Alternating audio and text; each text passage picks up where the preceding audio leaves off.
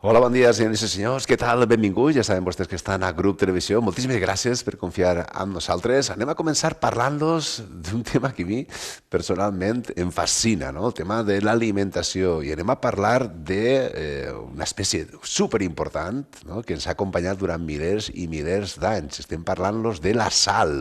I este home de què està parlant? Sí, la sal que condimentem, per exemple, la famosa ensalada o amanida. I és que la sal, per exemple, s'utilitza des de fa milers d'anys, precisament per això, no? Per a conservar, per exemple, aliments, o també s'utilitzava per a pagar salaris o salarios, que s'utilitzava la sal per a pagar els treballadors. Vull dir que la sal sempre ha sigut molt important per al ser humà. Inclús també podem dir que la sal és bona per a la salut. La qüestió és que si tenim un excés de consum de sal, podem tindre una pressió arterial alta o el que s'anomena també hipertensió arterial. Per a parlar d'aquest tema, connectem a la nostra col·laboradora especialista en nutrició, Fran Sabal. ¿Qué tal, Fran? ¿Qué tal? ¿Cómo estás? Buenos días. Hola Rafa, buenos días. Acá encantada de estar nuevamente con todos ustedes. Y nosotros estamos encantados porque la verdad es que anotamos con papel y boli tus consejos, que siempre vienen muy bien, Fran. Wow, gracias Rafa. Estamos hablando de la sal, estamos hablando que es un alimento, bueno, un condimento, ¿no? Que es muy importante desde hace miles y miles de años que nos ha acompañado, evidentemente. Cuando miramos atrás, aparecen documentos gráficos, ¿no? La sal aparece ya prácticamente desde que el ser humano es ser humano. Cuéntanos, ¿por qué es importante tomar sal? Efectivamente, ¿verdad? Como cuentan, la sal ha estado presente desde el principio de la historia de la humanidad y por supuesto tiene ciertos beneficios que se le relacionan sobre todo con la absorción de ciertos nutrientes. Ujú. Además, potencia muchísimo los sabores. Uno sabe que poniéndole un poquito de sal como que mejora inmediatamente el sabor, ¿verdad? Sí. Pero como bien dice, todo tiene que estar dentro de un equilibrio. Ahora, Ujú. es importante entender que la sal como tal está constituida con el sodio y Ujú. el cloro. Sí. Esto al juntarlo hace el cloruro de sodio, que es lo que da el sabor salado, porque el sodio en sí, que es el que tiene este efecto conservante, que es tan potente que de hecho todavía no se logra otro conservante tan potente como el sodio, pero Ajá. este conservante no tiene sabor. Entonces cuando hablamos de sal, realmente estamos hablando del cloruro de sodio. Ah, interesante. Y después hay estudios que evidentemente relacionan con un consumo elevado de sal con esa hipertensión. Vamos a ver, desde un punto muy divulgativo, ¿qué ocurre cuando tomamos mucha sal? Efectivamente, se ha relacionado directamente los altos consumos de sal y los altos consumos de sal y específicamente de sodio con mayor prevalencia de hipertensión. Cierto es, Rafa, que hay personas que sí son como sal sensibles o más bien dicho sodio sensibles y quiere Ujú. decir que sus riñones no pueden excretar igual de fácilmente el sodio que personas que no son sodio sensibles. El punto Sí. es que no sabemos quiénes son sodio sensibles y quiénes no y es por eso que siempre recomendamos reducir el consumo de sal en la población en general y sobre todo los que ya son hipertensos. ¿Qué quiero decir con esto? Hay Ujú. personas que tal vez nos van a decir, oye, pero si yo toda la vida he comido con mucha sal, yo toda la vida he comido alimentos ricos en sal, como son los embutidos, como Sí. son toda la parte de los ahumados, ¿verdad? Y nunca me ha pasado nada. Efectivamente, puede ser justo que esa persona no era sodio sensible, es decir, sus riñones tenían mayor capacidad de excreción de ese sodio, pero hay Ajá. una gran parte de la población que sí es sodio sensible y como no lo sabemos, esta recomendación es a nivel mundial. Efectivamente. Entonces, para tener una visión gráfica de lo que nos estás contando, digamos que la sal tiene una consecuencia en la circulación de la sangre por nuestras arterias. El corazón realmente necesita bombear más.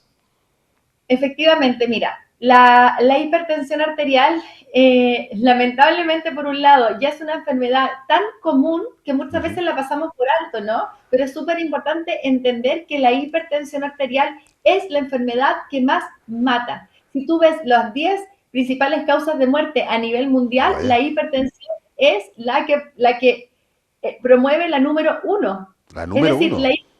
sí, sí, sí, la hipertensión es la enfermedad que más mata, Rafa, en todo el mundo. Con lo cual, es tan importante tratarla, que por eso que cuando un paciente debuta con hipertensión, inmediatamente hay fármacos de por medio. Fíjate tú que en otras enfermedades crónicas de origen nutricional, al principio a la persona se le da como oportunidades, ¿no? El cambio de hábito, cambio de alimentación, mayor actividad física, gestión del estrés, el manejo del sueño. Por supuesto que la hipertensión se dan todos estos pilares que son con nuestros hábitos, pero inmediatamente vas con fármacos. ¿Por qué? Porque significa un gran riesgo a nuestro corazón, con lo cual cuando hablamos de hipertensión y cuando ya están en un nivel, por ejemplo, de prehipertensión, que ya vamos a hablar de eso, lo cual se puede revertir, o Sí, ya incluso están con hipertensión, es súper importante tener estos cuidados. ¿Qué es la hipertensión? sí. Como dice su nombre, hay una sobretensión en toda nuestra circulación sanguínea. ¿Por Ujú. qué sucede esto? Hay múltiples factores. Eh, los dos principales, Rafa, son Sí, uno, por lo que te explicaba del sodio, que ahora se lo voy a explicar más en detalle, y lo otro es por toda la parte que se llama la placa de ateromas, que es cuando ujú, nuestras arterias se están engrosando. Esto se puede deber, por ejemplo, también cuando tenemos un colesterol alto. Este sí, exceso de grasa hace que esta grasa se vaya pegando por dentro de nuestras arterias, formando lo ujú, que se llama la placa de ateroma, con lo cual, por ejemplo, si este era el diámetro de nuestra arteria y este era el flujo para que pasara la sangre, sí, ahora, por ejemplo, tener la grasa por toda esta arteria va sí, a hacer que el diámetro de la arteria sea mucho menor, con lo cual tenemos que pasar la misma cantidad de sangre, pero por un diámetro mucho más pequeño, lo que por supuesto va a generar mayor presión. Es como si en el fondo, cuando hacemos, por ejemplo, las compresas, ¿verdad? sí, Con el agua, con los ríos. Entonces detenemos el agua y eso genera una gran presión y cuando se abre esa compresa, ¡pum!, sale como todo el agua muy rápido, ¿verdad? sí, Eso mismo entiendo. pasa con la arteria, al tener en el fondo esa placa de ateroma, va haciendo que la presión sea mayor, con lo cual por eso también siempre vemos cómo está la parte del colesterol, cómo está la parte de la grasa sanguínea, para no ir generando esta placa de ateroma. Y por otro lado, Rafa, tenemos Ujú, el tema del sodio. ¿Qué pasa con el sodio? El sodio, cuando nosotros lo consumimos, para circular en nuestro cuerpo, tiene que ir sí o sí de la mano con el agua. El ujú, sodio no puede circular solo. Bien, entonces son como partner, es como se consume el sodio y el agua, el coche, que se sube ese sodio a ese coche y el agua lo tiene que circular por todo vale, nuestro torrente sanguíneo. Con lo cual, cuando consumimos mucha cantidad de sodio, vamos a tener mayor cantidad de agua, porque tiene que llevar y conducir ese sodio en sus distintas funciones, pero esto va a hacer que entonces la cantidad de líquido en circulación ujú, sea mucho mayor. Con lo cual nuestro corazón, por ejemplo, en lugar de bombear y hacer el trabajo necesario para que puedan circular 5 litros entre sangre, plasma, etcétera, etcétera, va a tener que hacer este trabajo para que circulen 6 litros. Y eso va generando entonces esta hipertensión del corazón. Y el claro. cuerpo, en el momento como es tan sabio, lo puede ir resistiendo. Pero cuando Ujú, ya esto se va haciendo prolongado, es cuando el corazón dice, mira, no puedo seguir trabajando a un sí, 110%, y ya en el fondo empieza a bajar y ya no es capaz de circular esto. Entonces imagínate, Rafa, cuando más encima nos pasa que consumimos mucho sodio, con lo cual tenemos mucho más líquido sanguíneo que circular, y a la vez, por ejemplo, tenemos ese exceso de peso, ese exceso de colesterol, se va pegando esa grasa en nuestra arteria y además el diámetro de la arteria es menor. Y ahí ujú, ya es como, wow, ¿no? Y vemos muchos pacientes que lamentablemente no se cuidan en la alimentación y a su vez tienen también estos excesos de grasa, placas de ateroma y ahí la hipertensión es aún más difícil de claro. controlar. Sí, sí, sí, muy interesante esa reflexión que acabas de hacer. Además, cuéntanos, efectos prácticos diariamente. ¿Hay un consumo recomendable? ¿Cuántos gramos podemos tomar de sal? Claro, a ver, las recomendaciones son a nivel de población general, ¿sí? Siempre cuando en salud hablamos de recomendaciones, tienen que pensar como en la campaña de Gauss, que es como la parte que principio que es como, ¿verdad? Como baja, luego sube, es como una campana de Gauss y luego vuelve a bajar. La mayoría de la población se encuentra en el centro de la campana, es más o menos el 80%, con lo cual va a haber un nivel de la población que va a necesitar menos cantidad de sal y otro que te va a tolerar un poquito más de cantidad de sal. Ujú, Ahora, en generales se habla de 2 gramos al día, ¿bien? Pero tenemos que tener en cuenta que es súper importante que la sal es la mezcla del sodio más el cloro, como lo empezamos a decir en la entrevista. Con lo cual, muchas veces creemos que no estamos consumiendo mayormente sal porque estamos ponte tú consumiendo productos dulces. Sí. Pero tenemos que entender que el mayor conservante utilizado en la industria es el sodio. Y realmente Ajá, lo que nos genera el problema es el sodio, que claro. está presente en la sal, pero que a la vez está presente en todo lo ultraprocesado. Ujú, Incluso podemos ver paquetes de galletas que son dulces que tienen alto contenido de sodio. ¿Por claro. qué? El sodio en sí no tiene sabor, tiene su función conservante. Es cuando yo lo mezclo con el cloro que genero ese sabor salado. Entonces, Ajá. fíjense, chicos, siempre qué están consumiendo. Obviamente, en términos muy prácticos, Rafa, mientras más natural sea nuestra alimentación, más protegidos vamos a estar. Ajá, qué interesante. ¿Hay algún sustituto que puedas recomendar? Evidentemente, la sal es insustituible, sobre todo para algunos. Hay algunos platos que si no tienen esa sal, ¿no? Me acuerdo con una entrevista que hizo Ferran Adrià, para muchos el mejor cocinero del mundo, que decía, no hay nada algo más triste, ¿no? que tomar un plato sin sal, ¿no? Lo decía el mejor cocinero del mundo.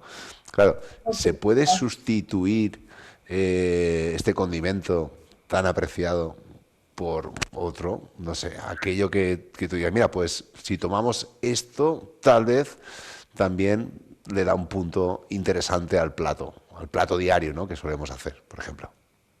Mira, con respecto a lo que comenta Rafa, creo que para mí una de las premisas de nutrición es saber y tener claro que la nutrición es parte de nuestra vida, es parte de nuestro día a día y que obviamente no se va a basar en la excepción, sino que se va a basar en lo que elegimos la mayor parte del tiempo. Con lo Ujú. cual, si vamos a ir al restaurante de Adriano, vamos a estar pidiéndole bajo en sal, ¿verdad? Vamos al restaurante, lo vamos a disfrutar, si nos invitan a comer fuera y tiene más sal, es parte de la vida, no nos vamos a aislar por cuidarnos, porque Sí, obviamente ser parte de la sociedad, el sociabilizar, el tener amigos, el tener esa red de apoyo es uno de los pilares de la salud. Así lo demuestra, por ejemplo, uno de los estudios más largos, que es uno de los estudios que hace Harvard hace más de 80 años, donde muestra que las personas que tienen más relaciones sociales, en el fondo, están mejor de salud también. Entonces ajá, no nos vamos a quitar por cuidarnos, pero súper importante lo que tú dices, ¿no? No significa de dejar de consumir la sal, pero por ejemplo, para mí los condimentos son increíbles. ¿Por qué? Porque tal vez le puedo agregar un 50% de sal solamente y no el 100%, pero cuando le agrego un poco de orégano o un sí. poco de curry, de comino, de albahaca, de perejil, de cilantro, hace que tenga un sabor mucho más potente sin la necesidad de agregar tanta sal. Ajá, qué interesante. Oye, pues sí, me lo voy a anotar todo. Voy a hacer una ensalada con todos esos condimentos que acabas de decir. De él, o sea, todo, todo, y de verdad que chicos pueden buscar, incluso para mí, por ejemplo, cuando viajo me Sí, encanta probar como la comida de los distintos países, las distintas claro. culturas, porque tengo esa idea, ¿verdad? Y muchas veces podemos estar haciendo una carne y en lugar de llenarla de sal, le podemos poner, por ejemplo, un poco de pimienta, un poco de canela, y uno dice canela, sí, y uno prueba plato y viene con canela, entonces eso en el fondo te va ayudando a ir Sí. potenciando también otros sabores y no tener que excederte con la sal. Sí, sí. Por cierto, ahora que estamos hablando de probar sabores nuevos, hace unos días probé un chocolate, soy muy chocolatero, probé un chocolate puro y llevaba sal. Para mí fue una explosión de sabor. ¿Eh? Llevaba azúcar, el azúcar lógicamente que le ponen, muy poquito por cierto, pero llevaba sal, ¿no? Fue un contraste, ¿no? Que tiene esos alimentos o esos productos elaborados que de repente llevan como sal y azúcar y crea una explosión en la boca, no sé, tiene algo muy curioso, ¿verdad? Efectivamente, ahora mi idea sería a las preparaciones que eventualmente sin sal no quedan del todo bien, poder agregarle estos otros toques, pero al chocolate que de por sí ya queda bien, no le agregaría un extra de sal, ¿me entiendes? Experiencia de sabor puntual, pero a ver, un hipertenso no me compro un chocolate con sal, que el chocolate ya es rico. Estamos hablando en el fondo de la comida, ¿qué hacemos para que no nos quede sin sabor? Ok, ponle un poquito de sal, pero vamos con los condimentos y ojo, condimentos tanto frescos también, o sea, pueden Sí, agregar más ajo, el cebollino, la cebolleta, como te decía, ¿no? Perejil, cilantro, albahaca, el romero, todo esto que se puede agregar de manera más fresca y también los que ya vienen más secos. Así que, ojo, Rafa, no te me vayas ahora con el chocolate. yo haciendo recomendaciones y acabo con el chocolate, madre mía. Y chocolate. Bueno, Oye, son placeres, son placeres. Tú dices, ¿no? Que hay que articular siempre comidas en sociedad, ¿no? Y si algún día tomas sal o tomas chocolate, pues está genial. no, no, y que Rafa, el chocolate es uno de los alimentos, el cacao en sí, con más poder antioxidante. Es decir, cuando hablamos de poder antioxidante, quiere decir que protege nuestras células de la oxidación. La oxidación es lo que marca la enfermedad, es lo que marca la vejez, lo que marca la muerte, con lo cual el Claro. cacao es excelente. Con lo cual, no restringimos el chocolate, por supuesto que no, pero sí siempre intentar consumirlo sobre el 85% de cacao. Vale, interesante.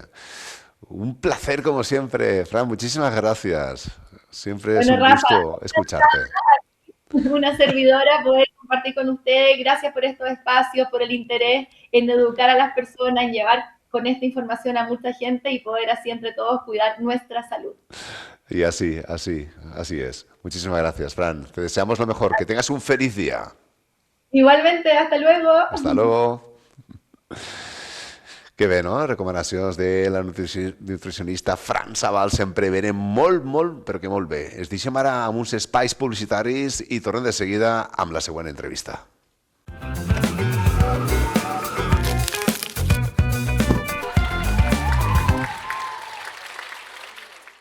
Esta vesprada, a les 8 exactament, al Círculo Alcireño, més conegut com La Gallera, es presentarà l'última revista d'Al Jazeera, Xúcar. Ja saben, una revista de reconegut prestigi sobre investigacions d'àmbit cultural. I tenim així el seu director, Aurelià Lairón. Què tal? Benvingut. Moltes gràcies, Rafa, una vegada més. Un plaer estar amb vosaltres. Un plaer. Ja que veure com el treball que feu ahir de difusió cultural sobre geografia, sobre art, sobre economia, sobre tradicions, costums. Sobretot història. Sobretot història. Sí. Ens interessa moltíssim donar a conèixer un poc el passat, sobretot de la ciutat, perquè la revista, el seu àmbit és l'àmbit merament local, tot i que publiquem estudis d'altres pobles que es vinculen en Alzira per llaços de germanor, d'història, d'amistat, de tradició, etc. I és que, clar, Alzira té un bagatge cultural històric tan potent. Bueno, Alzira va ser una de les principals viles de l'antic de l'històric Regne de València, i aleshores, evidentment, des de la seva fundació pràcticament en l'època musulmana, perquè més d'una volta ho hem comentat així, el propi nom de la ciutat delata el seu origen, Al Jazeera Xúcar, la illa del Xúquer, fins a l'actualitat, evidentment són molts anys, són molts segles, i els anys i els segles han donat per a molt. Per a molt.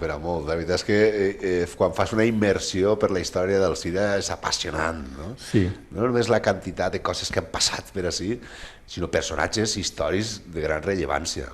De molta rellevància. Jo, per exemple, me ve ara mateix al cap, per exemple, don Emilio Castelar, que va ser president de la Primera República Espanyola, estigui en Alzira.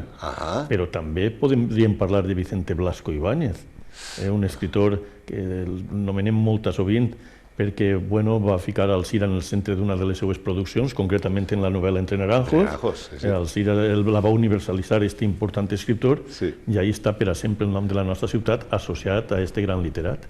Fantàstic. Entre Naranjos, per cert, molt recomanable per a llegir, no? Ara que s'acosta l'estiu, anar a la platja, per exemple, agafar-se la novel·la del gran Blasco Ibáñez i llegir-se la novel·la. És una novel·la que tots els alzirenys obligatòriament hauríem de conèixer. Sí, hauríem de saber. A ningú pots obligar a que llegeixi una obra concreta o a un autor concret, però jo sí que la recomane pel fet d'estar fonamentada, basada en part en Alzira. Fantàstic. Anem a esbrinar aquesta edició. No sé si tens la portada ahí, pots mostrar-la una miqueta ahí, a Jazeera Xúcar, com sempre, un gran compendi d'anàlisis, d'estudis, i a més, a mi m'interessa sobretot un tema, el tema de la ràdio.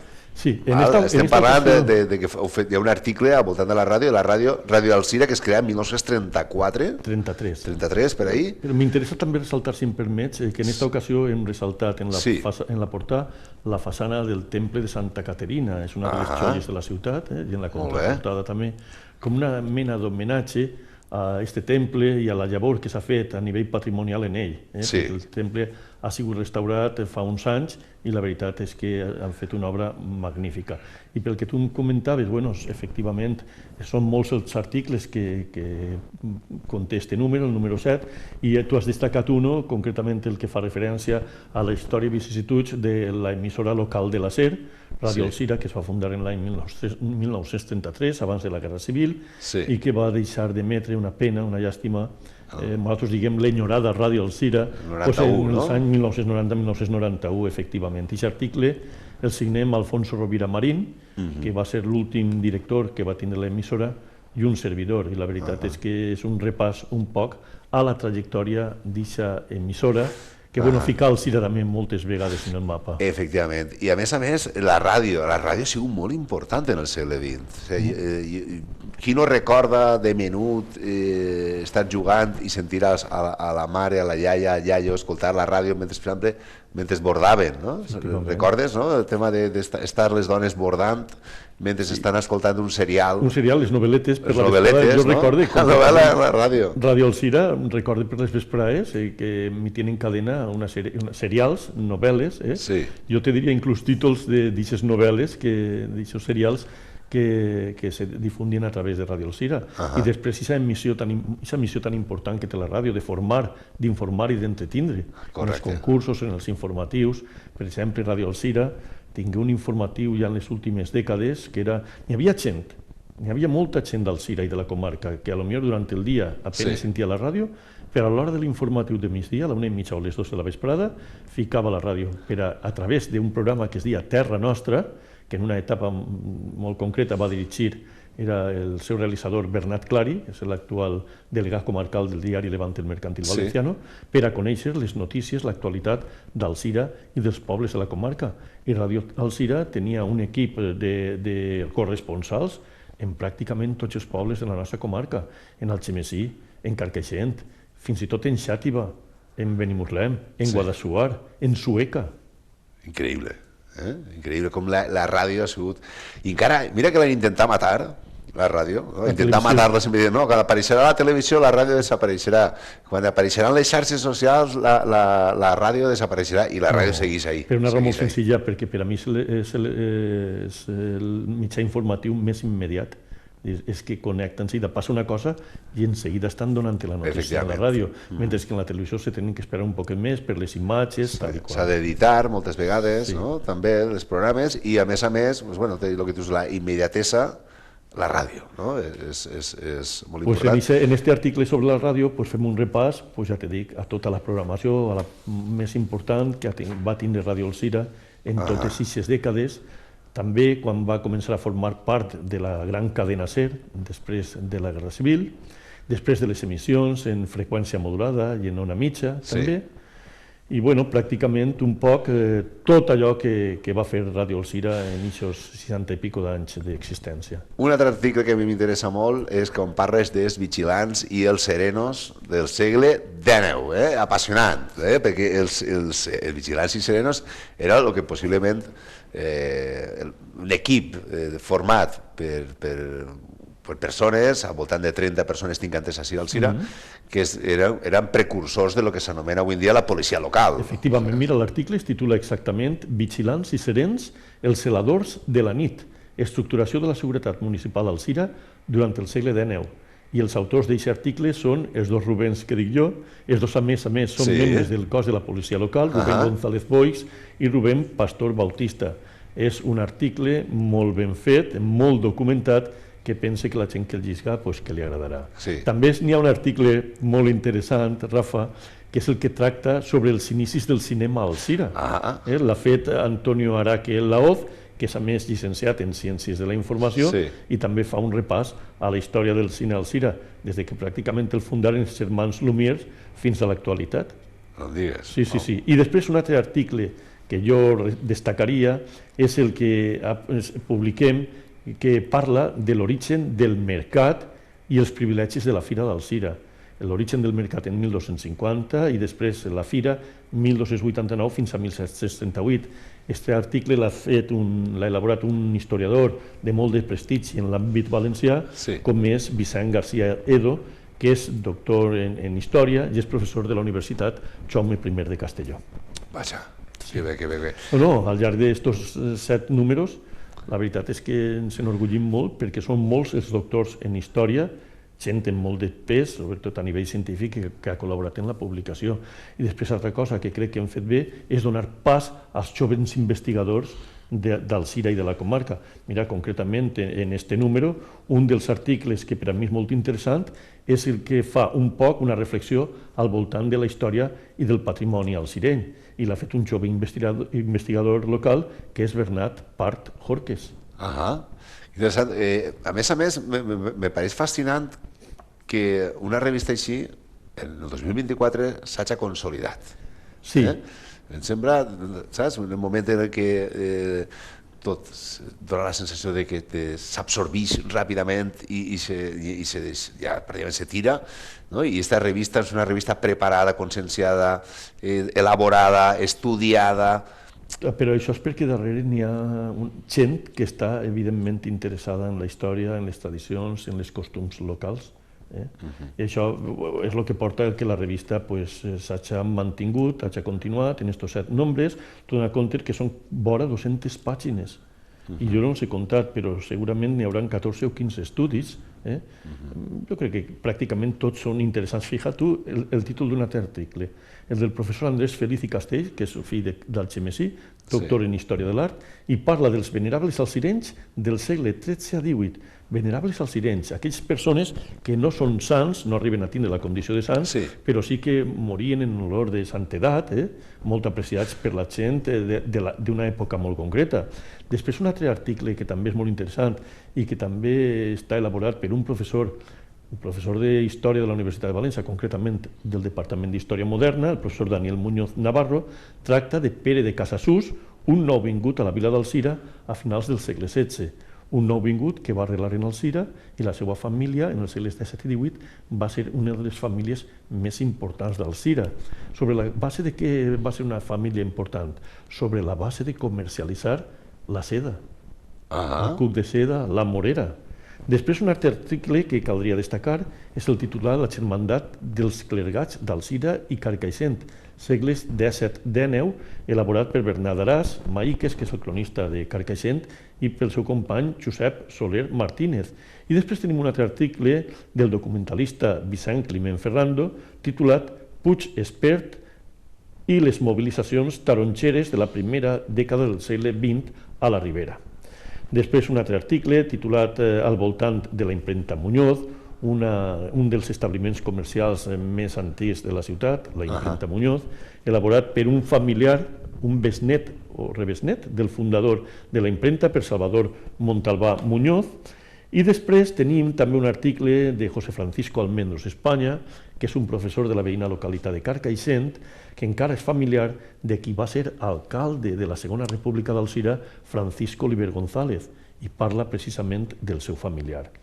Després n'hi ha un article de Vicent Ferrer Pérez sobre la importància dels forasters en el creixement de la població d'Alzira en els primers anys del segle XXI, concretament anys 2002 a 2022, i després 2 articles que jo també es considero molt interessants, un que parla sobre el pou de neu de la Vall de la Murta, de Salvador Íñigo Luis, i un altre que parla de la història del club de rugby local que ha elaborat el periodista deportiu alzireny David Jordà. Uau, o sigui, una revista completíssima que no se poden perdre, està vesprada a les 8, a les 8 a la Gallera, per estar-hi en aquesta presentació. La veritat és que no sabria per on començar, no? Hi ha tants articles tan interessants. Sí que és veritat que a mi el tema de serenos i les vitxilars m'apassiona moltíssim. És molt curiós, eh? Sí, sobretot perquè la funció dels serenos era molt important. Jo recordo persones majors, a Sueca, per exemple, que quan persones que arribaven amb un cert coma etílic, que havien begut una miqueta massa, tu sabràs aquestes històries també. En Alzira exactament igual. També ha passat així, i jo sé que a Sueca, per exemple, quan estaven els serenos, el que feia el sereno, arribaven quan una persona anava molt borratxa, arribaven a pujar-lo a casa i xitar-lo. O sigui, xitaven a la persona, al borratxo, el xitaven, llevaven les sabates i el tapaven en una manta. O sigui que la funció del sereno era molt paternalista. Despertem-nos, per favor, a tal hora. I a les 6 del matí, les 6 i sereno. I aquesta persona es despertava gràcies al sereno i se n'anava a treballar. Això també passava a ser al Alzira. Impressionant, eh? Sí. És inconcebible, vull dir, això. Mira, tot això s'ha perdut. I entonces, per tal de que la gent ho sàpiga, cal escriure-ho. I cal llegir-ho. En revistes com esta. Interessant, interessant. De tot allò que m'acabes de relatar, a tu personalment, què és el que més te connecta? Què és el que més te remou de l'edició d'enguany, d'ara? Anem a veure. Jo tal volta, per la meva deformació professional, sóc un admirador de la gent que estudia la història, que fa història. En aquest sentit, la revista, en tots els números, ha dedicat sempre un capítol a la gent que ha treballat la història en l'àmbit local. Sí. Començarem fent una biografia del primer cronista de la ciutat, que era Jaume Goig Company, després continuarem en un altre historiador, que va ser arxiver municipal, don Vicente Pelufo Corts, després un altre historiador, que va ser arxiver municipal i cronista, que va ser don José María Parra Ballester, i després de gent com, per exemple, l'estudiós Rafael Cifre Pla, d'Antonio Martínez Pérez, d'Eduardo Soler i Estruc, i en aquesta ocasió també destaquem la figura de dos historiadors contemporanis que han aportat moltíssim a nivell bibliogràfic sobre la història de la ciutat.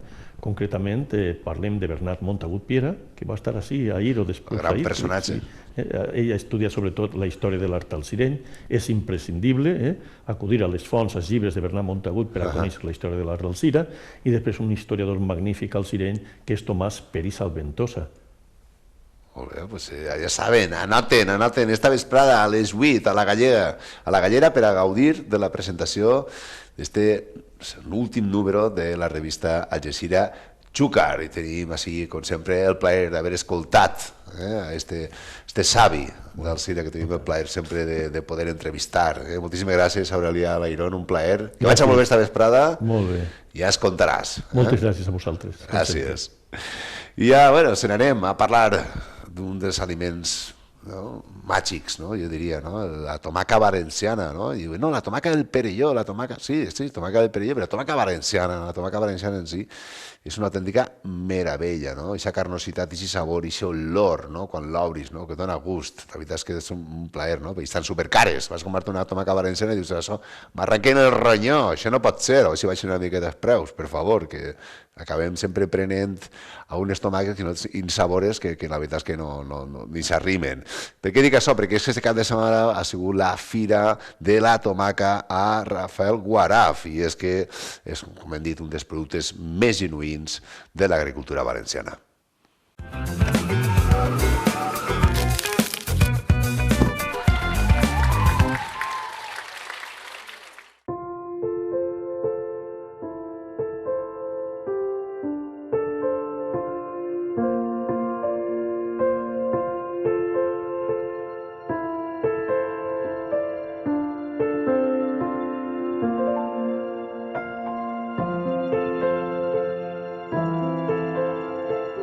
A veure, per a nosaltres és una gran il·lusió i estiguem molt contents de veure com ha respost tota la gent a la primera Fira de la Tomaca a Rafael Guaraf. Ja portem uns anys, volem preparar una fira agrícola i de comerç.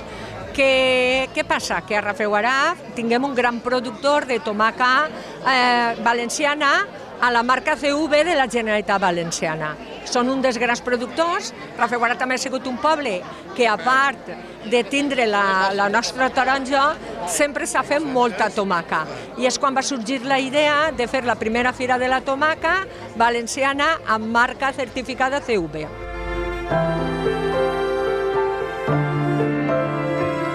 Jo crec que és fonamental perquè és part de la nostra cultura, a més vens, tu passes bé, contribueixes a generar ocupació, a conèixer el poble i la comarca i també a tastar unes tomaques que estan meravellosament bones. És molt important que la gent quan va a qualsevol supermercat o tenda de tota Espanya puga saber que està comprant tomaques de la comunitat valenciana. Inclús així, en la pròpia comunitat, quan anem a comprar, que sabien que són fetes i cultivades a la comunitat valenciana. Donar a conèixer aquesta imatge és una senyal de qualitat. I la gent, quan tasta algo de la qualitat que tenim els productes agrícoles, en aquest cas les tomaques de la comunitat valenciana, repeteix, i és el que tenim que fer. Que no ens enganyen i comprar les taronges que volem, que són les de la nostra terra.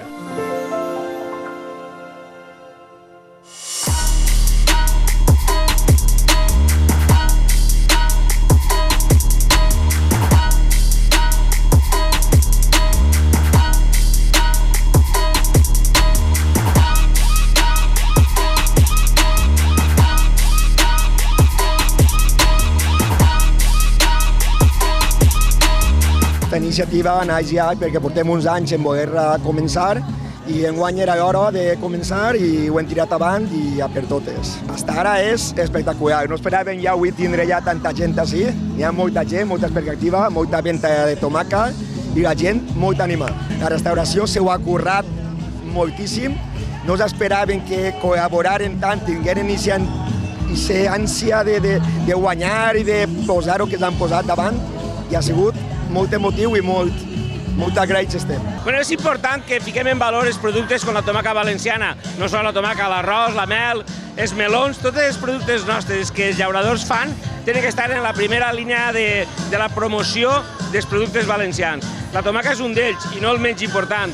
Gràcies a l'esforç que fan els llauradors i la universitat i a que s'han associat, tenim una tomaca certificada amb un setge de qualitat, de manera que qualsevol persona que acudisca dins dels supermercats ha de buscar l'etiqueta que identifica com una tomaca autèntica i uns valors nutricionals com els que té la nostra pròpia tomaca.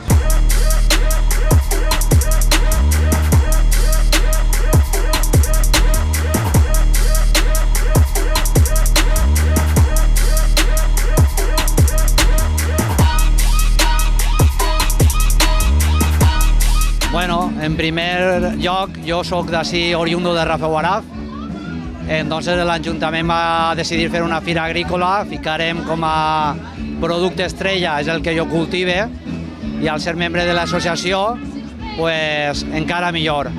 Més encara, a dia d'avui hem aconseguit l'associació tindre la marca CV, que és una marca un distintiu de qualitat de la tomaca valenciana, i anem a veure si podem consolidar la fira, que en principi està sent un èxit.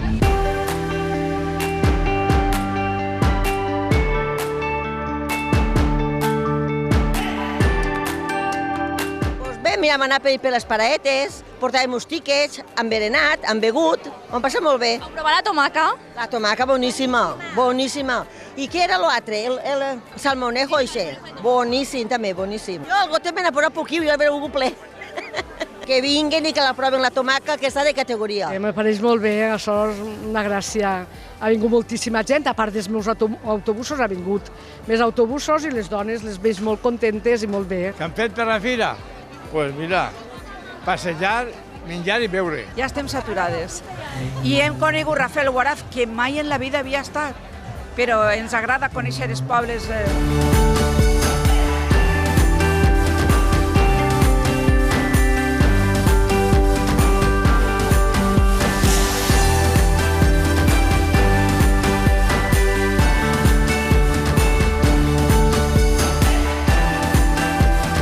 Es diu un trampantojo, que és una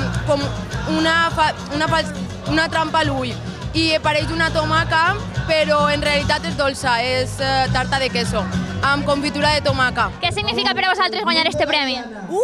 Superguai, per disfrutar-ho, vull a celebrar-ho. També dona molta visibilitat als xocotets restaurants i a les xocotetes empreses, entonces esto és molt bo tant com pel poble com per la gent que li dona molta vida. Y que viniera con ese Rafelguaraf, vamos, que es una pasada.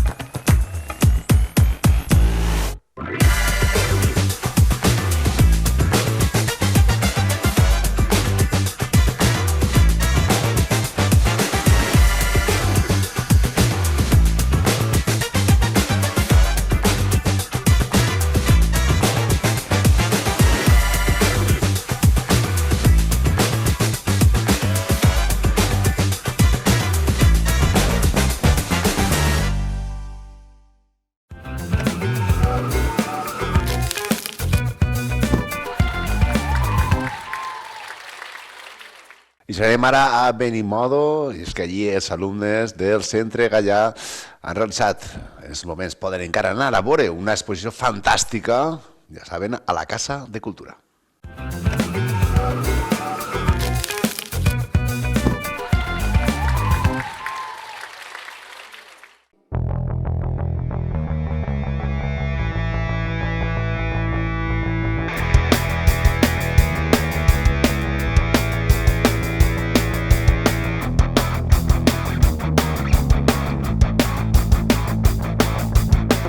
éramos un poco 29 personas haciendo esta exposición, 29 alumnos, a raíz de una propuesta que se inició en septiembre, cuando arrancamos el curso.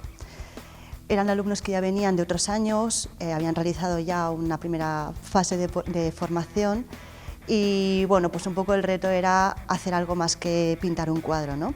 Ya era un compromiso con el resto de compañeros y bueno, pues a raíz de un poco de darles a entender, ¿no?, esa posibilidad, esa oportunidad que tenemos de pintar juntos, aunque cada uno haya puesto su toque personal, ¿no?, haya puesto sus ganas particulares, pero bueno, un poco era también crear esa conciencia de grupo, ¿no? Y bueno, y lo que surgió así como una primera avanzadilla de que se podía realizar una serie de cuadros exponibles, pues la verdad es que se fueron animando y la verdad es que finalmente sí que concluyeron que sí que veían muy oportuno hacer de todo el trabajo del aula una salida fuera, ¿no? Una exposición, ¿no?, donde ya los cuadros pues iban a tener un carácter distinto a simplemente un ejercicio de clase, ¿no? Claro, esto les hizo a ellos también pues meterle mucha más gana y aprender mucho más, porque todo esto, la exposición, sí que desde un momento dado, ¿no?, yo como profesora pues les lancé la propuesta expositiva, pero finalmente hasta que no se vieron ellos que esto iba en serio, pues como que no les faltó, ¿no?, mucho más explicación, mucho más impulso para que ellos mismos fueran aprendiendo a cómo se monta una exposición. Yo no les di ninguna directriz, más que les orienté en un primer momento pues, cosas necesarias, ¿no?, que eran imprescindibles para hacer un proyecto expositivo, pero claro, a partir de ahí ya ellos se fueron organizando grupo a grupo según necesidades positivas, según iban a necesitar pues, gente para el montaje, iban a necesitar personas que se encargasen de la logística, de la tesorería, de toda la parte de la cartelería también, ¿no?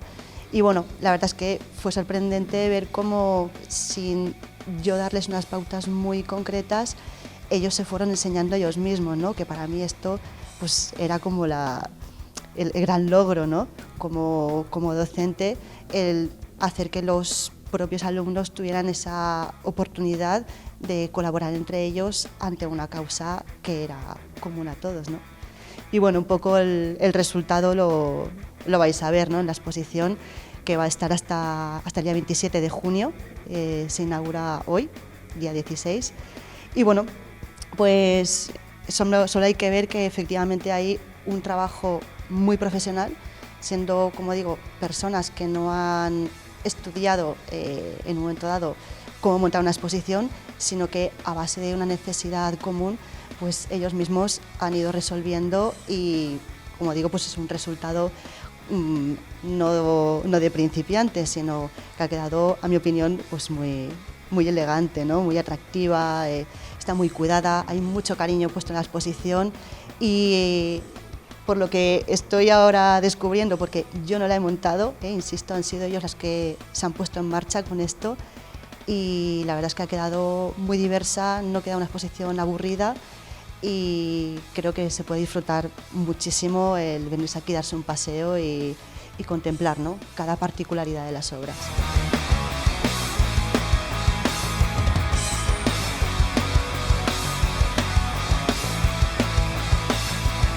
El tema también tenía que ver un poco con esta reflexión que estaba comentando al principio de cómo estamos incondicionalmente unos junto a otros y eso nos hace que, aunque cada uno tenga una forma de entender las cosas y de pintar, pues entre ellos se van contaminando, se van contando, se van viendo lo que hace el al lado.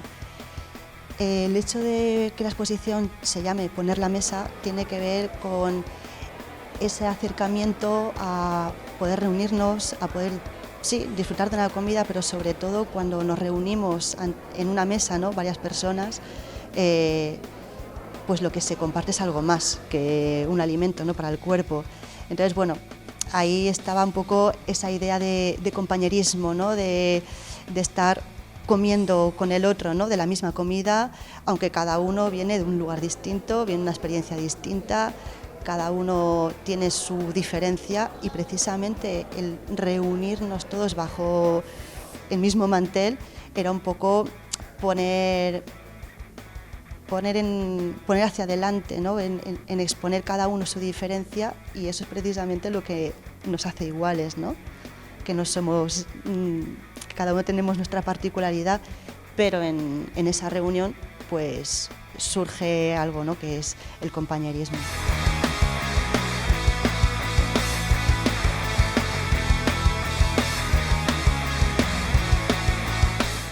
Bueno, pues el poner la mesa ahora ya se ha puesto, ¿no? Es un proyecto que empieza, como digo, hace meses, a principio de curso, donde de una manera pues más distendida se empiezan a elaborar una serie de obras, siendo conscientes de este trabajo común, y finalmente acaba la mesa aquí puesta. ¿Qué espero de ello? Bueno, como en cualquier reunión que podamos hacer, ¿no? Lo que espera cada uno es que cuente lo suyo, lo cuente bajo un mismo espacio, un mismo tiempo, y que compartamos. Y que de alguna manera esto que ya se ha montado, esto que se ha puesto, es para que en un momento dado también puedan venir, ¿no? Otros comensales y también compartir su experiencia de lo que ven, de lo que sienten. Y bueno, un poco yo creo que lo interesante es esto, ¿no? Que no simplemente pintar el cuadro en un rectángulo, sino que también la pintura puede salir en un momento dado del espacio de trabajo al espacio expositivo, ¿no? y ser compartido.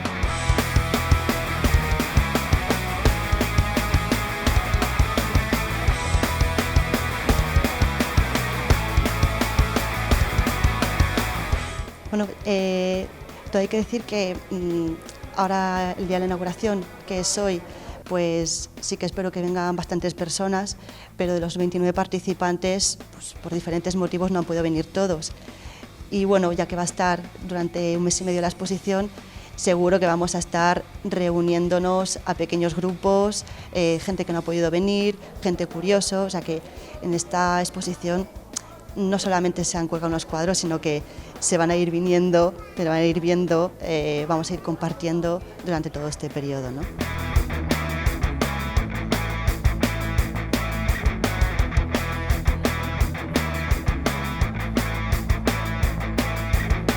La idea era compartir varios de los trabajos que hicimos iniciando el curso escolar en el 2023 relacionados con poner la mesa.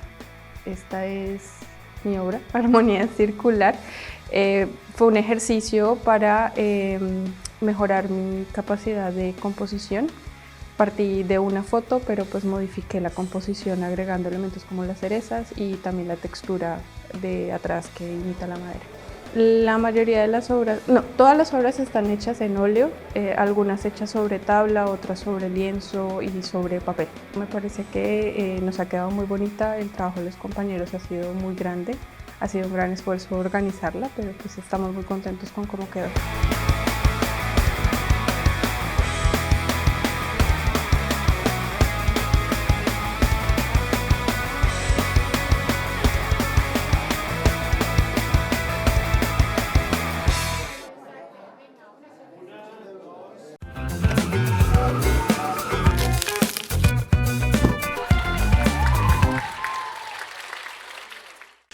A continuació anem a parlar d'un artista, ja han fet algunes entrevistes molt interessants sobre ell, però si dic Tonico Ballester ja saben de qui estic parlant. Anem a parlar precisament d'una biografia sobre este escultor il·lustrada per el gran Ferran Bosca i escrita per Bernat Montagut, que va ser presentada ahir precisament, i té un objectiu clar, que és divulgar la trajectòria d'aquest artista tan estimat.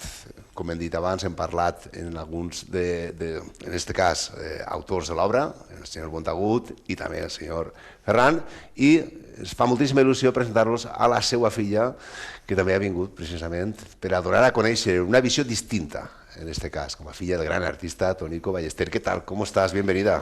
Muy buenas tardes y gracias por la entrevista y por halagar de esa manera a mi padre. Bueno, un placer que estés aquí, porque sé que vienes de fuera de Barcelona, ¿no? Yo vivo en Barcelona, hace muchos años ya. Sí.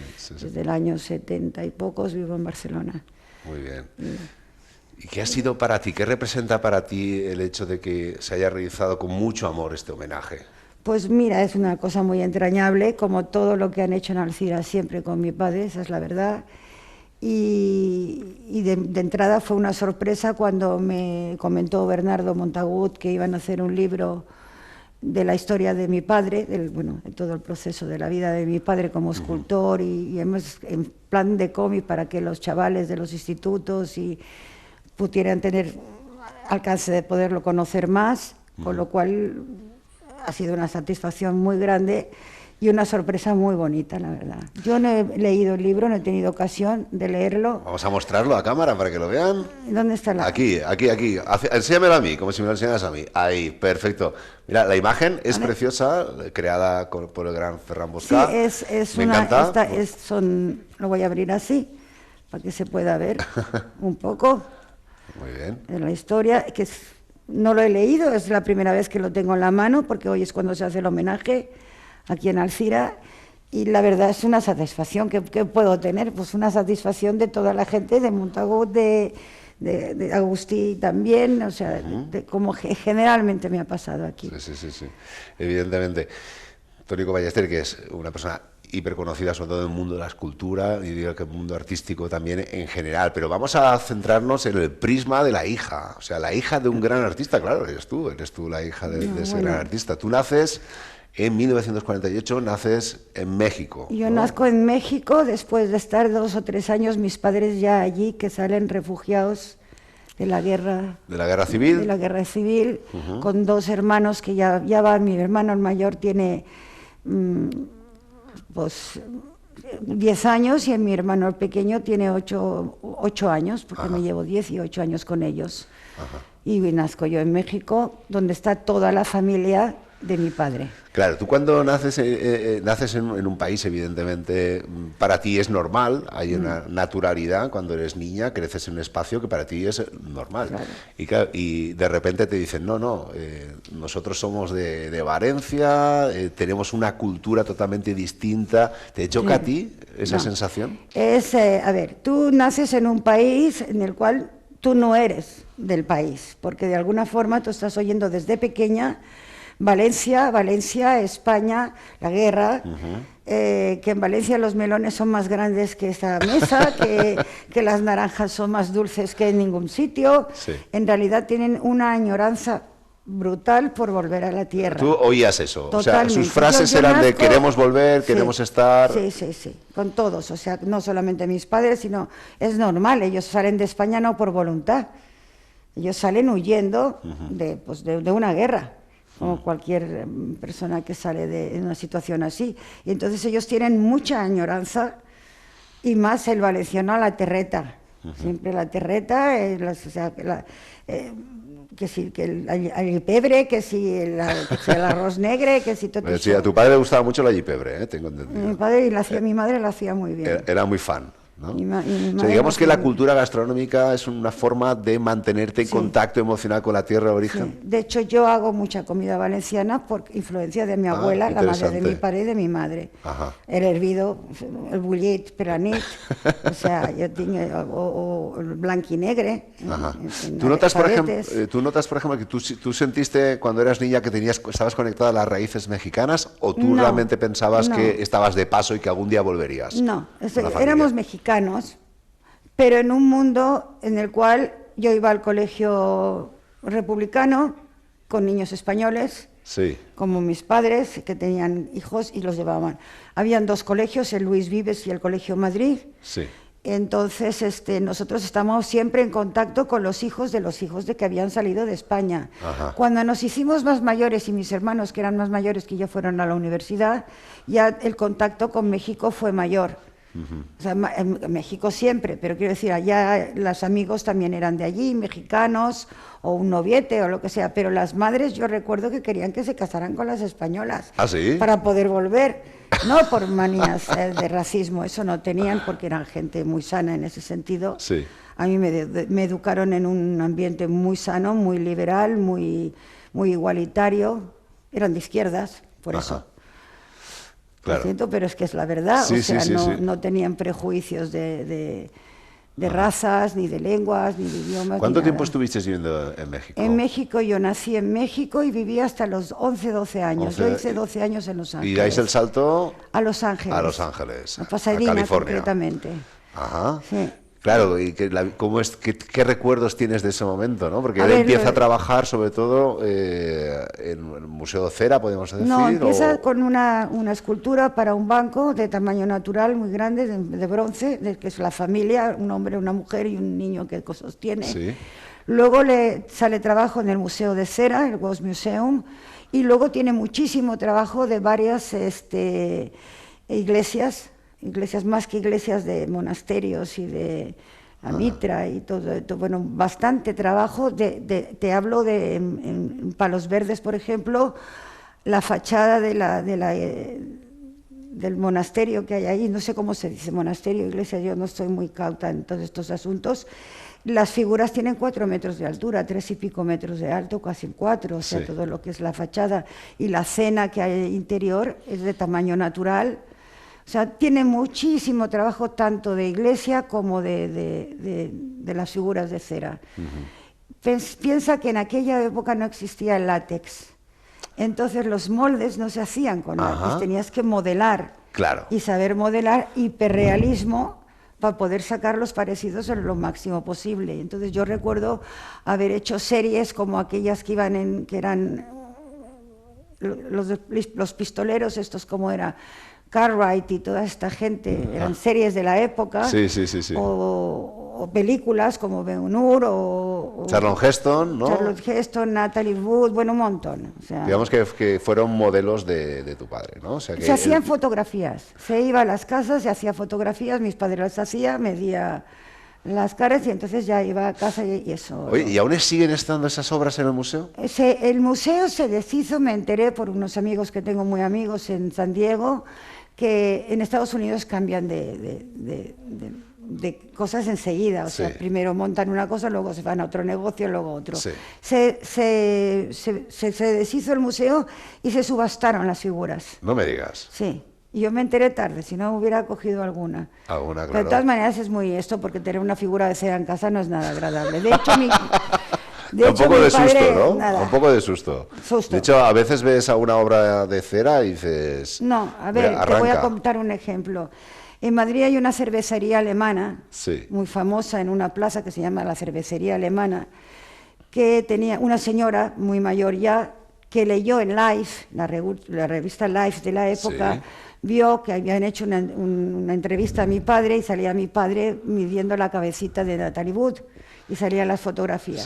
Esta señora tenía un hijo ingeniero, no sé si eso lo tengo que contar o no. Sí, claro, por supuesto. Tenía un hijo ingeniero que tuvo un accidente, un hombre que daba clases en la Escuela de Ingeniería de Madrid, y se enteró con esto y como loca buscó con su chofer por Valencia hasta que dio en la casa de mi padre y subió con su chofer. Y dijo, don Antonio, yo quiero que haga una escultura. Se mató este chico y quería que esa señora le hiciera una escultura a su hijo. Y entonces mi padre se quedó un poco así, dice, tú vas a tener sentado en la sala a tu hijo, pues hiperrealista, de cera. Y dice, mira, yo se lo hago, señora, pero lo que le voy a hacer es un bronce. No le voy a hacer una figura de cera porque se va a asustar. Claro. Y de hecho eso es lo que pasa un poco, ¿no? O sea, tú no puedes tener... Y luego ese gusto se ha quedado en la Escuela de Ingeniería, que me lo encontré un día que no lo sabía. Bueno, seguimos, porque me parece muy interesante, porque claro, acabaste teniendo una vinculación con Alcira, y de hecho, después quedó publicado en algún texto que te sientes alcireña. Totalmente, ¿no? A ver, además fue de casualidad. A ver, cuéntanos. En la familia de mi padre, mi madre, los Ballester son muy despistados. Muy despistados. Y entonces yo un día veo en internet que un tal señor Bernardo Montagut va a hacer una conferencia. y llamo al ayuntamiento. Y dice, no, pues esta conferencia la hizo hace 2 años. Ah, pues mire, yo tengo interés, no sé qué. Y así empezó, porque yo sabía que mi padre tenía obras aquí, pero yo no había venido con él nunca. Y entonces así empezó un poco la amistad con Montagut, vinimos aquí, la gente me trató de maravilla porque adoraban a mi padre por toda la cuestión de los pasos, la imaginería ahora, y todo esto, y la verdad es que... Mira, estamos viendo ya algunas de las obras súper importantes que tenemos aquí. Podemos ir comentando también, ¿no? Son esa imaginería religiosa que solo destaca por... Mira, fíjate, estuve entrevistando a un presidente de la cofradía y me dijo, es que el realismo existente en sus obras es único. O sea, se quitaban el sombrero, porque es verdad, se pueden observar claramente, ¿no? De una belleza espectacular. Mi padre era una buena persona y eso se ve en la escultura. Sí.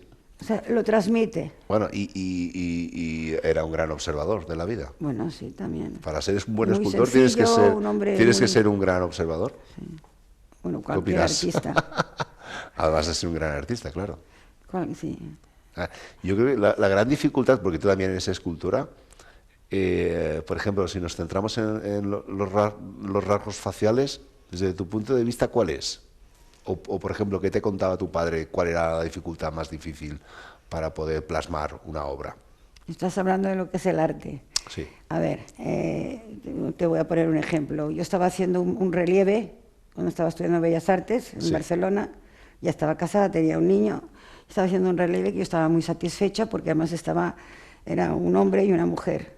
Y lo estaba haciendo en Valencia porque yo venía mucho a Valencia, pero estudiaba en Barcelona. El caso es que entra mi padre en el estudio y digo, ¿te gusta, papá?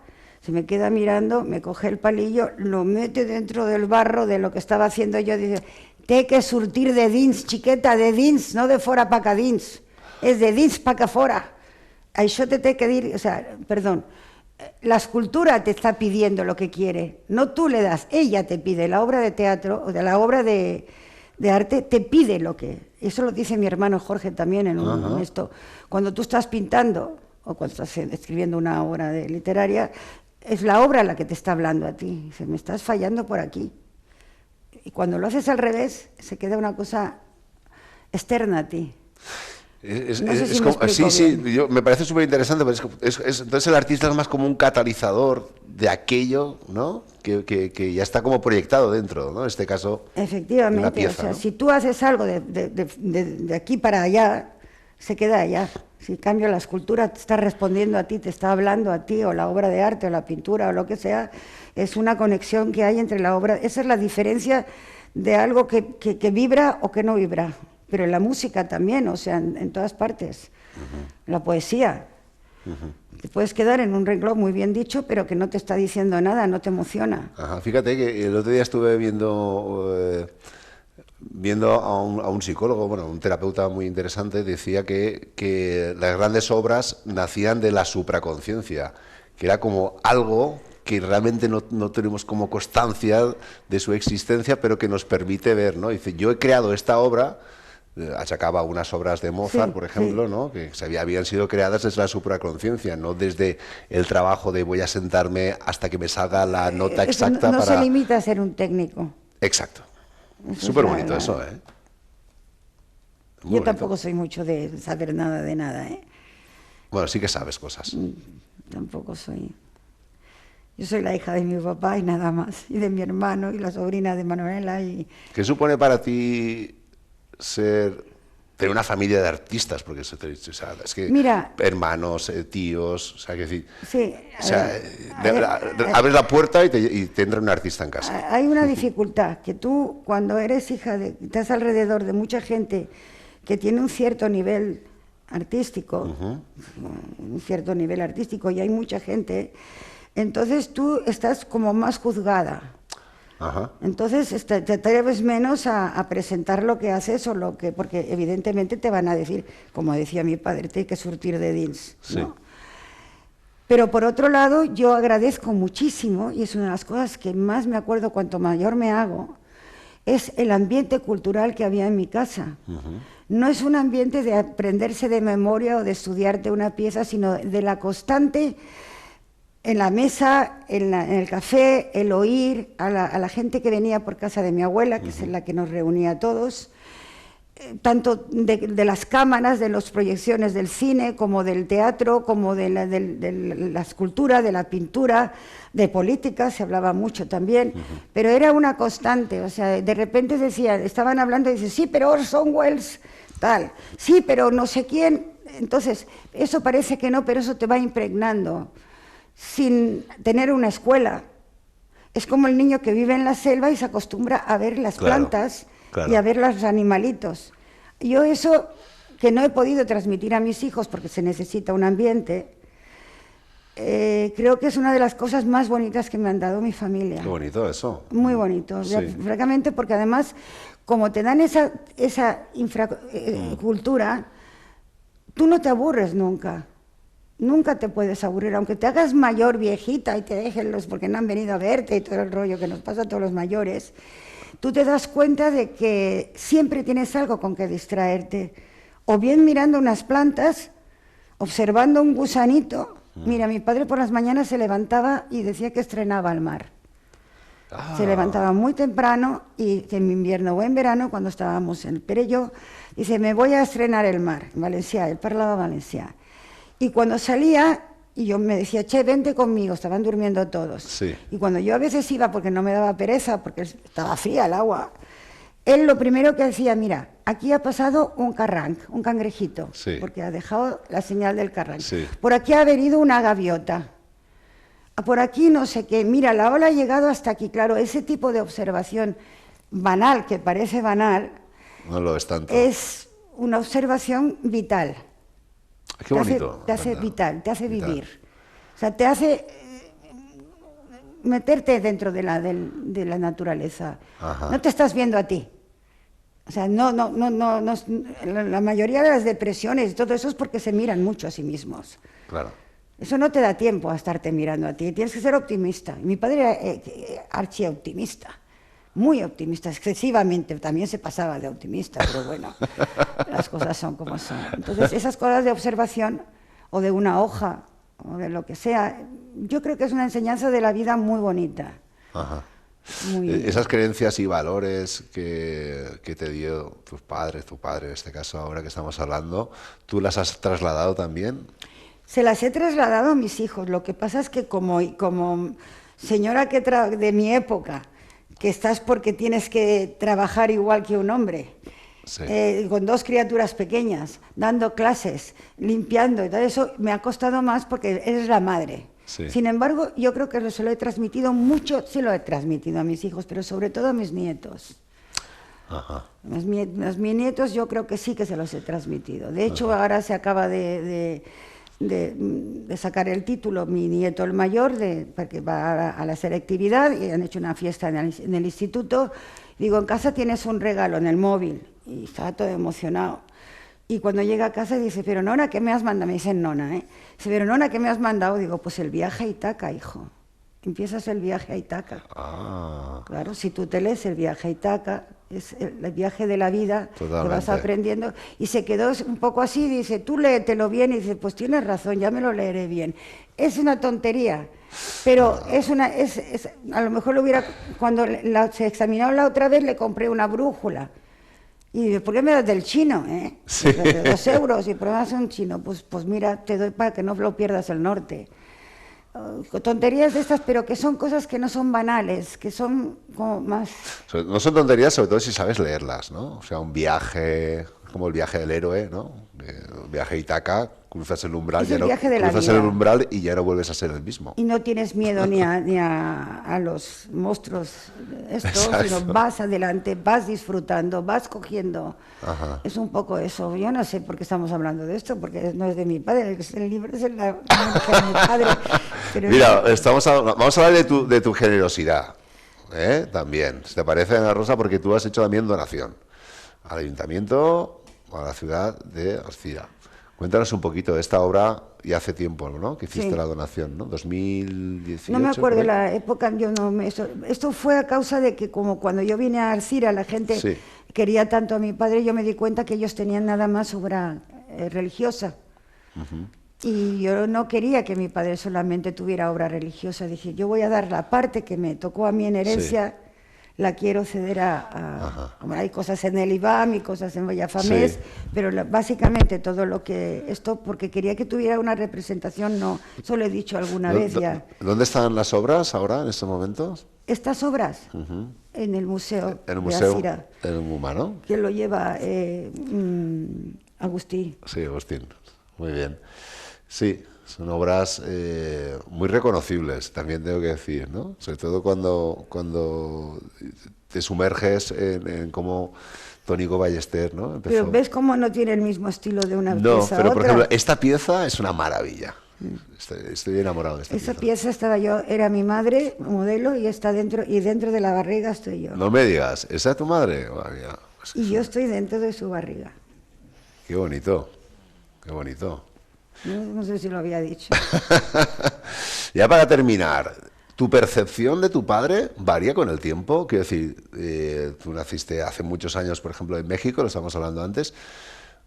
¿Va cambiando tu mirada? ¿A mi padre? Sí.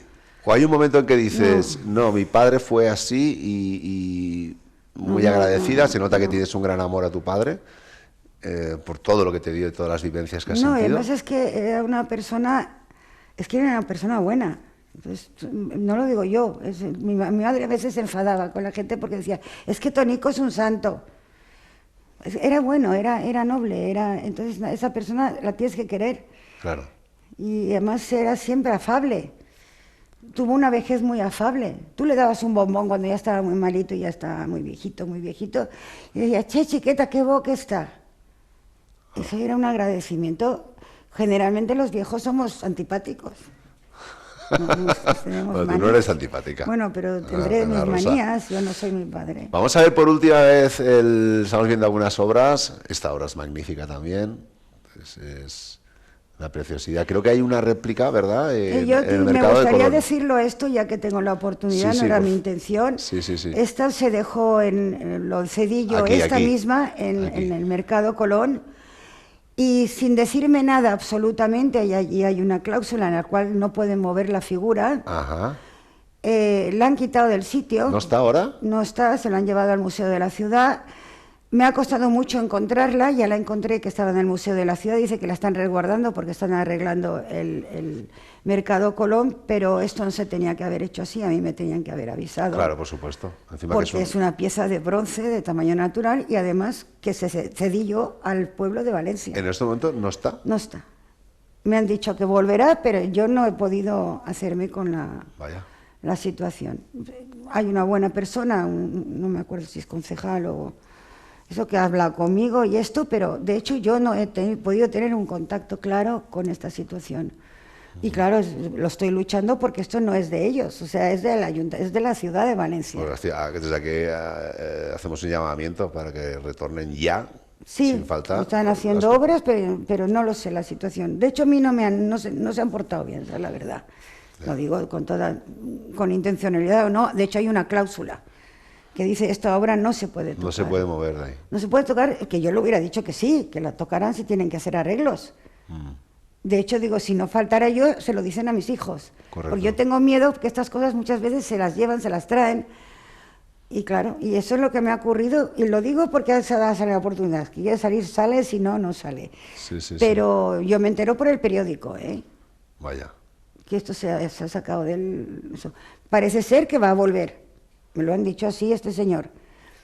Pero ya va para 3 meses. Bueno, pues esperemos que vuelva lo antes posible. ¿Nos muestras por último ya, para cerrar la entrevista, otra vez la portada? Bueno, este es el libro. Aquí, enséñamelo a mí. Ahí, Tónico Ballester, por cierto, una imagen muy atemporal, tu padre ahí, con el pelo así muy moderno. Mi padre llevaba el pelo así. Sí, he visto una imagen que perfectamente podía ser 2024. Argila, fusta, bronce y pedra. Sí, todos los elementos que solía utilizar, ¿no? Argila, fusta, bronce y pedra. Mi padre siempre tenía muchísimo pelo. Sí. Y y se lo ataba con un cordel para que no le cayera por delante. Pues muchísimas gracias. Pues ya lo puedo quitar. Ana, sí. Ana Rosa, muchísimas gracias. Tú también tienes buen pelo, ¿eh? Sí que tengo, con mi madre y mi padre, sí. Lo has heredado, una cosa muy buena. Rafael, también. Muchas gracias. Un placer. Y ha sido un placer y sobre todo agradecer el homenaje a mi padre que están haciendo. Por supuesto, agradecemos tu presencia también al señor Montagut, muchas gracias, moltes gràcies, Bernat Montagut, també a Agustí Ferrer, director del MUMA, important, també, i a Ferran Boscà, gran il·lustrador, que també ha participat en este homenaje a Tonico Ballester. Muchas gracias y te deseamos lo mejor. Igualmente para todos. Venga. I mira què, anem un bon sabor de boca, se n'anem ja acabant el programa. Moltíssimes gràcies per comptar amb nosaltres. Ja saben que demà tornarem a les 11:45, així en rigorós directe. Us envio una beseta, això sí, que passen molt bon dia.